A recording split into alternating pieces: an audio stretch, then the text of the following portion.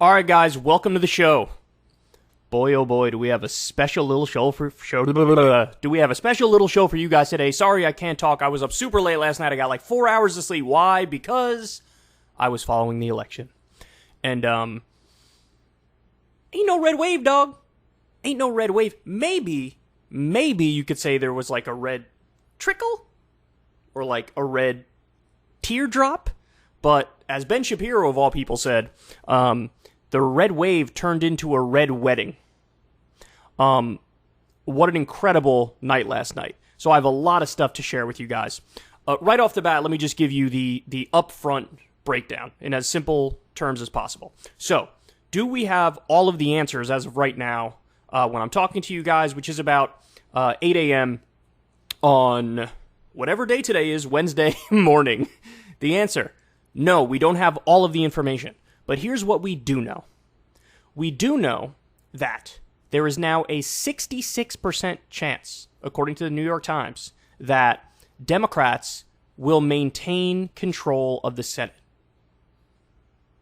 They may even pick up a seat. What? So, wow. Now, going into Election Day, there was a 59% chance Democrats would lose control of the Senate. Okay? But it gets even better. I hope you're sitting down for this one. In the House, there was supposed to be about an 83% chance that Republicans gain control of the House. As of right now, it looks like Republicans will take the House. But if they do, and there is an if there, it'll be a razor-thin margin. So, as of late last night, around 12 a.m., in order to take the House, you need 218. They were projecting that Republicans will end up with 219. Ready for this? With a margin of error of plus or minus 13 seats. Now, why is that important? That's important because even if, let's say, everything cuts their way from here on out, which, by the way, that's not going to happen, right? But let's just say, for argument's sake, that is what happens. Then Republicans would have picked up a total of 14 seats in the House. Okay? So again, let's reiterate here. 66% chance Democrats keep the Senate. May even pick up a seat.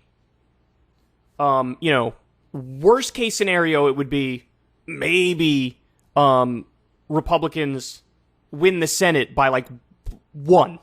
Maybe. But again, it's looking more like Democrats will keep it. And again, in the House, best case scenario for them, they pick up 13 or 14 seats. Now, here's why that's important. Let me go ahead and throw this graphic up for you guys. So this is what's happened in modern American history when it comes to midterm elections after a president is elected of one party, right? So in 1992, Bill Clinton is elected. In 1994, he has a 44% approval rating. He lost 54 seats in that midterm. 54. Now, George W. Bush is an anomaly because the midterm was in 2002, right after 9/11, so he still had a sky-high approval rating, so Republicans picked up 8 seats. Again, massive anomaly. Barack Obama in 2010 had a 45% approval rating. They lost 63 seats, Democrats did, in the House. So this was the Tea Party wave year. This was the red wave year. Donald Trump in 2018 had a 46% approval rating, lost 40 seats in the House. So it looks like Joe Biden with a 44% approval rating, the House is still up in the air, right? But it may end up a dead tie. It may end up, Republicans plus 3 seats thereabouts. That's the most specific number that I've seen floated as like a likely outcome. But worst case scenario for Democrats, they lose 13 or 14 seats. Worst case scenario. So that means Joe Biden and the Democrats now outperformed compared to all of the other presidents in modern American history, minus the anomaly of George W. Bush because of 9/11. Astonishing.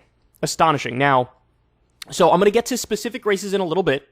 I will tell you, because I know all you guys are waiting, and I'm sure you know by now, but John Fetterman has beat Dr. Oz. By the way, when all the votes are counted, it's not even going to really be that close. It's not, because what we know from Pennsylvania is the more time goes by, at the end they count mail-ins, and he's already ahead before we get like the last batch of mail-ins. He's going to end up winning kind of comfortably. In Georgia right now, we have a razor-thin race with Warnock versus Herschel Walker. It looks like it's probably going to go to a runoff, but if it doesn't go to a runoff, it'll be because Warnock has beat Walker. It will not be because Walker beat Warnock. So amazing news coming out of there. Arizona for the Democrats. Kari Lake was, I thought she was going to win kind of easy in her governor race. According to all the polls, she was up. It looks like Kari Lake, it's going to be razor thin. That one's going to be a coin flip, right? Whatever's going to happen with Kari Lake. But Mark Kelly in the Senate in Arizona, looks like he's going to hang on. Nevada, Cortez Masto. Again, it leans Democrat right now. New Hampshire. So if this was a red wave election, New Hampshire, a lot of Republicans were predicting we'll pick that up. We'll get to like 54 seats. It was Baldick versus Hassan. And not only did Hassan win, she crushed Baldick. Crushed him. There were massive, massive, massive polling misses. So, I mean, you had Republicans talking about Washington, winning the Senate in Washington. They got crushed. Colorado, same thing. They got crushed. New Hampshire, same thing. They got crushed. And it looks like all of the other races are sort of leaning Democratic, if not already won by the Democrat, like Fetterman in Pennsylvania. The only place where Republicans really had a good night, and this is interesting for national politics, Florida. Ron DeSantis absolutely crushed Charlie Crist. And look, there are implications here about Trump as well that we'll talk about in a little bit, because Trump's people got fucking shellacked. He's clearly holding back the party, and generic Republicans would have done way better. And now DeSantis has an even better argument to make in the National Republican Party. She's like, look, in a year where we didn't even do well, I ended up winning by 20 points. I even won Miami-Dade County, which hasn't gone to a Republican in a very long time, right? So a lot of really interesting stuff happening. So let me show you this too, just to show you just how off some of these polls were. For the Washington Senate race, they had these, Real Clear Politics had this as a toss-up yesterday. The Democrat is going to win by 14 in Washington, Patty Murray. Colorado Senate race, they had that as a toss-up. Democrats are up 13 points in that one. Over. Done. The Maine governor race, they had that as a toss-up. Democrats are currently plus 13.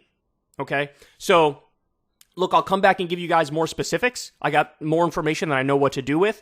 But before we get into that, now that you know the general outline of what went down, let's talk about why. Like, how did this happen? So my prediction was, I think Republicans are going to pick up 51 seats in the Senate, so they're maybe going to win the Senate by a razor-thin margin, maybe 52. A really good night for Republicans would have been 54, okay?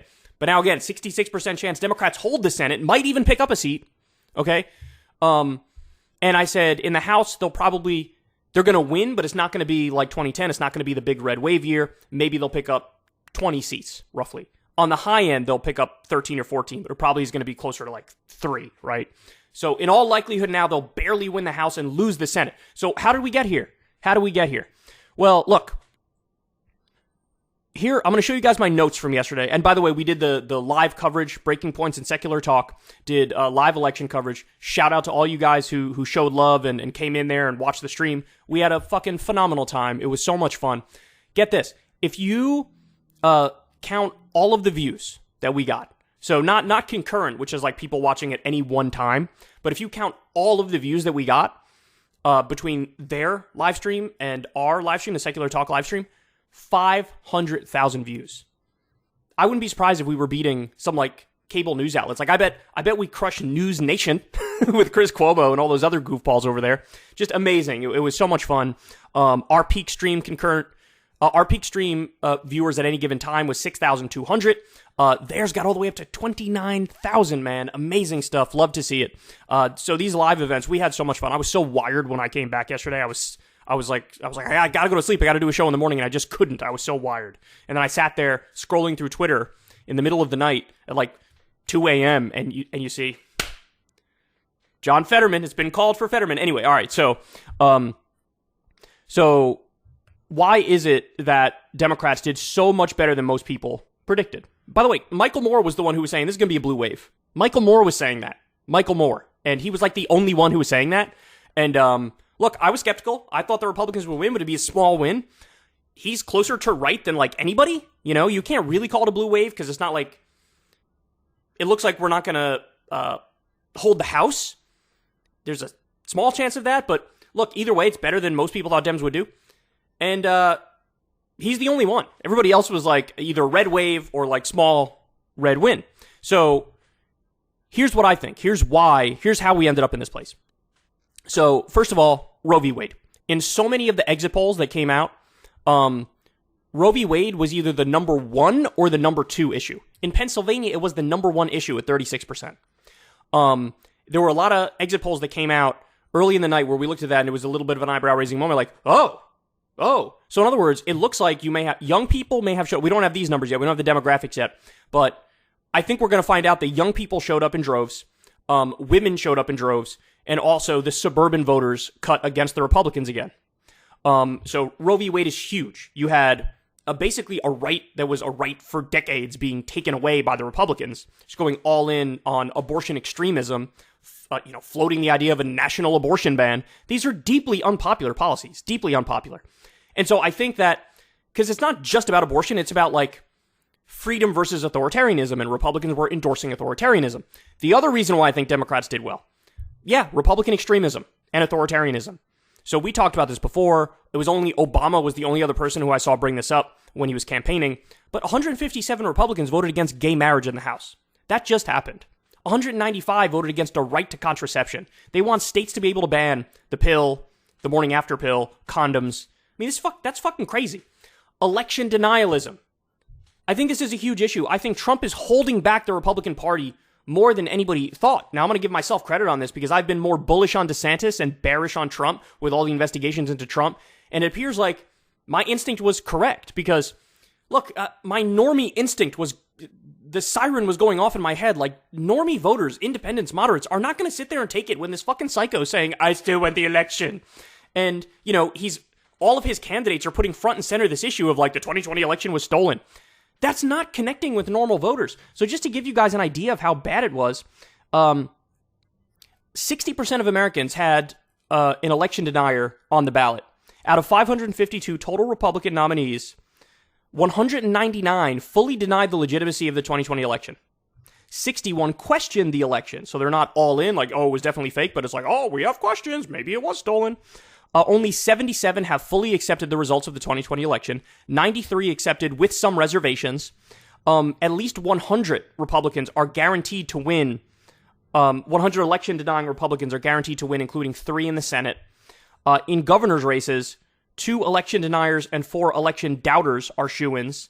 And we can't rule out election deniers being elected. This was before the race, is when these notes came in. Arizona and Pennsylvania. Pennsylvania, Shapiro blew out Mastriano, the election denier. So that's not true. Arizona, it's leaning Democrat right now, but Kari Lake still may end up winning that one. But in other words, there were all these election deniers on the ballot. And 53% of Republicans who were running were denying the election. So in other words, they were married to Trump at the hip. That fucking backfired. And again, just to show you guys, look at this. Democrats overperformed by 14 points in Washington, 13 in Colorado, 13 in Maine. I'll save more of that for later. Okay, so I think the election denialism really hurt Republicans. The shadow of Trump really hurt Republicans. Normies are not having it with Trump anymore. Other reasons why Democrats did well. Student debt reduction. Look, if it turns out young people went to the polls, a giant reason there might be Biden actually decided to materially help them with student loan debt reduction. Turns out when you deliver for people, they deliver for you. Remember, 90% of the help for that went to people who make $75,000 a year or less. It helped about 40 million people. Look, this is our theory of politics. It's always been our theory of politics. If you materially deliver for people, people will deliver for you. And that appears to be what happened here. The CHIPS Act, which is onshoring 350,000 jobs. It's the first time in my lifetime that a president is actually bringing jobs into the country. Usually they're outsourcing them. He pardoned weed offenders. He got the troops out of Afghanistan. In the IRA, we had lower prescription drug costs for seniors. There's a Make It in America provision for clean energy technology. There's a 15% corporate minimum tax rate. There's a 1% tax on stock buybacks. There's Obamacare expansion to cover 3 million people. Now look, do I think your average American knows everything that's in the IRA? No. Do I think they know most of the things that are in the IRA? No. Do I think they know anything that's in the IRA? Maybe some know a couple provisions, right? Or one thing, right? But just this general sense that, wait a second, Democrats are actually doing some shit. They are doing some shit, and look at that. It's not a giant tax cut for corporations or the wealthy, which we don't like, so it's something we do like. So, okay, we're gonna give them credit on that.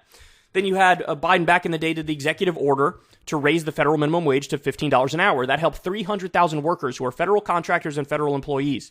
We have a pro-union NLRB. That's why we see this wave of unionization. We have the PACT Act, which is health care for veterans exposed to toxic burn pits. We have gun reform, which is money for red flag laws and school security and mental health treatment. He killed al-Zawahiri, the head of al-Qaeda. Even though inflation is high, we have low unemployment. Ketanji Brown Jackson is on the court. And so you have all these things, right? And again, I'm not saying Americans know all the specifics, but they know some of these things. And they also know Democrats have been doing shit recently and shit that's actually not bad. And what's the Republican argument? We are not Democrats. That's one of their arguments. We are not Democrats. Wow, compelling. And then crime, inflation. But if you notice, they never even said like what they're going to do about crime and what they're going to do about inflation. It's just like, let me just say crime. Let me just say inflation. And Americans weren't buying it. They weren't buying it. Like, they're trying to portray Democrats as extremist.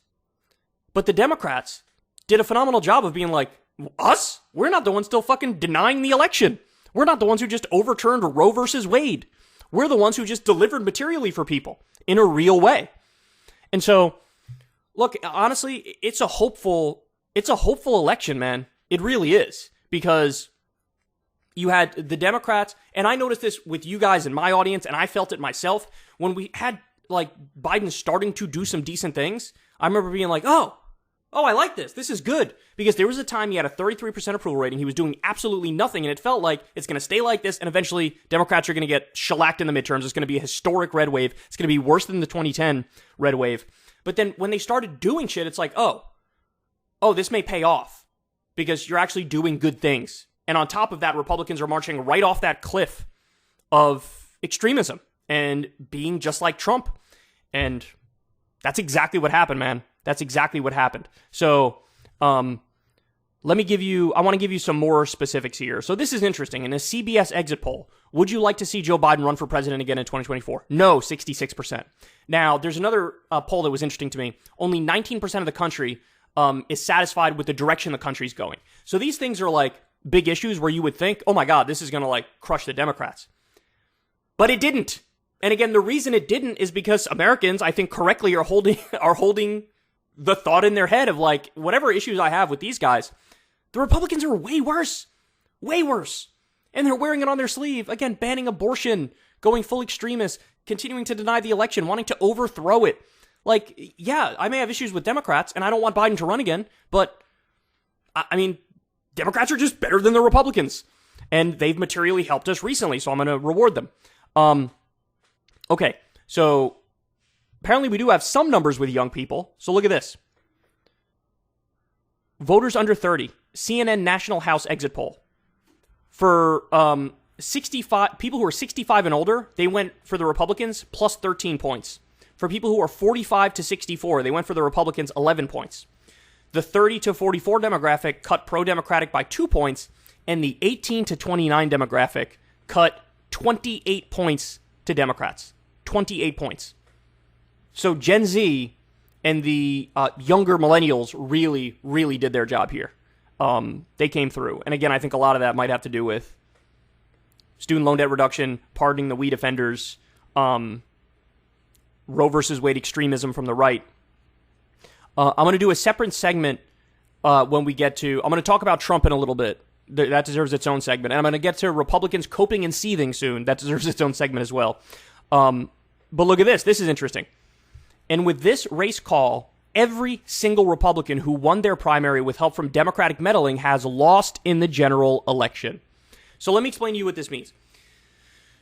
There were a bunch of stories, and we covered them on this show, of you have, like, Democratic leadership was propping up the extremist Republicans in their respective primaries. And, my commentary on it was, holy shit, if you're truly principled and you believe these people are a threat to democracy and a threat to the country and might go full authoritarian and might try to, overturn elections and all that stuff, as a matter of principle, you cannot help them. Because you're undermining your own argument of we'd much rather have a moderate Republican because at least they wouldn't threaten the fabric of the country. Well, Democrats propped up a lot of these candidates, but amazingly, the gamble paid off in this instance. Here, an example of it not paying off is when they did the Pied Piper strategy where Hillary and her team propped up Trump in 2016 and then Trump beat her. So that was an example of it not working. But in this instance, every single one lost. Every single extremist Republican lost. So even though you could have an issue with the strategy from a principled perspective, and I do, strategically, you actually can't argue with the results. It actually worked. Okay, so amazing. Here's another amazing fact, man. The GOP governor candidates who refused to say if they'd have certified Biden's 2020 win in their states. Look at this. Kari Lake is the only one where it's still a question, but that's leaning Democratic, okay? But Kari Lake could still win. But all the others lost. Tim Michaels, Wisconsin, lost. Tudor Dixon, Michigan, lost. Doug Mastriano, Pennsylvania, got blown out by Josh Shapiro. Darren Bailey, Illinois, lost. Dan Cox, Maryland, lost. Lee Zeldin, New York, lost. How you like them apples, man. So again, the election denialism and the shadow of Trump is absolutely destroying these people. Again, I'm going to get back to more Trump stuff in a minute, get back to Republican cope and seethe in a minute. Let me talk a little bit about the ballot initiatives. So Polling USA says Nebraska ballot initiative to raise the minimum wage to $15 an hour by 2026 passes. What do I tell you guys? About 80% of the time, when there are direct ballot votes, the correct side wins. Because despite all of our partisan disagreements and how we're super polarized in the U.S. nowadays, and so much of everybody's commentary is about the cultural war and areas where we don't agree, when you ask specific questions, mostly around economics, but even sometimes around social issues, you'd be surprised, man. People actually agree way more than they disagree. So I have some more. I know Polling USA tweeted out a bunch more of these ballot initiative things. So as of right now, look, I think this one's going to flip. We'll find out. But with 61% reporting in Oregon, the constitutional right to healthcare, to public healthcare, the against position is winning, but it's literally 50.3% to 49.7%. I think that when all the reporting is in, it's going to flip. And there's going to be a constitutional right to healthcare in Oregon, which would mean they'd have to set up a single-payer-like system. So hold your breath for that one. That's honestly one of the only ballot initiatives that I've seen that is ever so slightly in the wrong direction right now. South Dakota ballot initiative to expand Medicaid eligibility passes. So the number I wrote was about 42,000 people now in Oregon are going to get health care as a result of this. We already covered Nebraska, $15 minimum wage going up. Missouri constitutional amendment to legalize marijuana has passed. Illinois ballot measure to enshrine collective bargaining and the right to organize into the state constitution passes. So now you have a right to organize in the state constitution of Illinois based. Okay, so that's some of the ballot initiatives. I can tell you this as well, and there's a tweet here somewhere talking about this, but everywhere that abortion was on the ballot, the pro-choice position won. It won. This tweet is kind of crazy. It seems like it should be from the fucking 1800s, but Fox 13 Memphis says, slavery has officially been banned as punishment in Tennessee. So in other words, they can't use prison slave labor anymore. That's the way I read that. It's about damn time. Again, we'll get more on Trump in a separate segment, but the view of Donald Trump in the exit poll, 60% unfavorable, only 37% favorable. That says a lot right there. It does. I was getting a kick out of this stuff here. As a Canadian, this is how it feels watching American elections these days. Everyone gets a puppy, 50.1%. Diarrhea forever, 49.9%. That's true.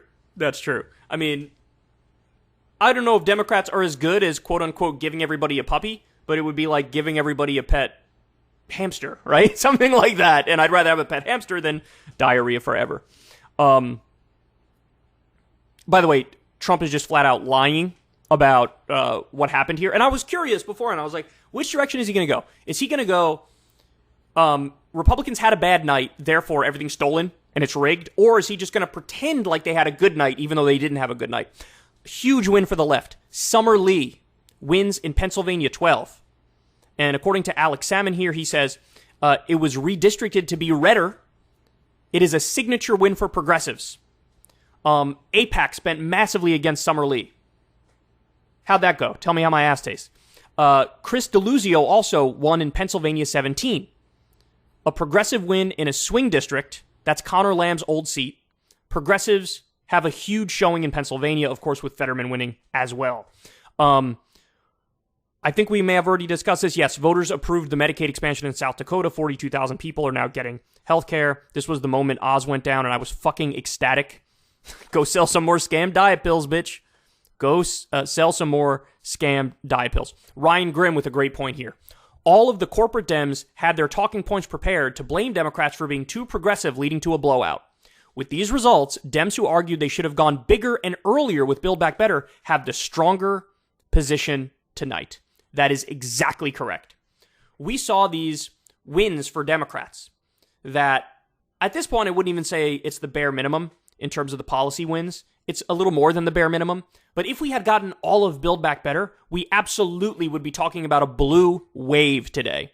We'd be talking about Democrats picking up seats, picking up maybe 10, 20 seats in the House, and we'd be talking about 52 or 53 Democratic senators. That's if we had gotten all of Build Back Better through. But we didn't. We got the IRA. We got some other wins like student loan debt reduction and pardoning the nonviolent weed offenders at the federal level.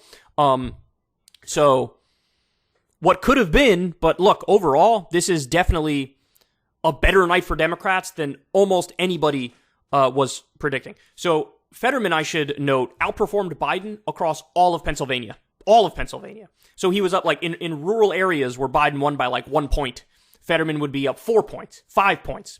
And that across the board, it was like that. So again, and the more time passes, the more Fetterman's going to grow his lead because the later ballots that they count, the mail-ins, skew more Democratic. So when all said and done, it's not even going to be all that close. One of the only direct ballots that went the wrong way, North Dakota voted against legalizing marijuana. And I was joking. I said the vote was 4-3 because 7 people live there. Here's a hashtag that I liked that I tried to get going last night. Hashtag red trickle. It's a red trickle, baby. Ain't no red wave. Maybe it's a red teardrop. Maybe it's a red trickle. It ain't no red wave. If anything, you can make argument for, again, you can't say blue wave because it looks like Democrats are not going to hold the House, but they might. And it looks like they're going to hold the Senate. So red trickle is the best you could say. But compared to modern American history, for a midterm election, the Democrats did amazingly well. Amazingly well. So this is from last night. So again, take it with a grain of salt. But I thought this tweet was interesting, and it was reflecting the reality at the time. There's a very, very real chance that Democrats do hold the House. It's basically a coin flip at this point. Now, since then, I think it's gone more 60-65% Republicans are going to win it, but it could be as little as like a 1-vote majority, which is, again, almost nobody saw that coming. Almost nobody saw that coming. See if I have anything else here for you guys. I know this segment has been super duper long, but I wanted to make sure that we covered as much as humanly possible. I like this tweet from Patrick Monahan. GOP have to be questioning their strategy of run a bunch of totally loathsome freaks even more than usual. An interesting point here made by Internet Hippo. I mean, he's joking, but it's also kind of true. It appears like a very large number of Republicans died because of COVID. They died at a much higher rate than Democrats did. Now, you mix that with the fact that so many Republicans seemingly moved to Florida that honestly may have influenced the election because Republicans had a phenomenal night in Florida and basically nowhere else did they have a great night. The 21 gubernatorial races across the U.S., vastly underwatched in my opinion, have some interesting outcomes. Democrats have gained 2 state executive offices from Republicans, according to the AP.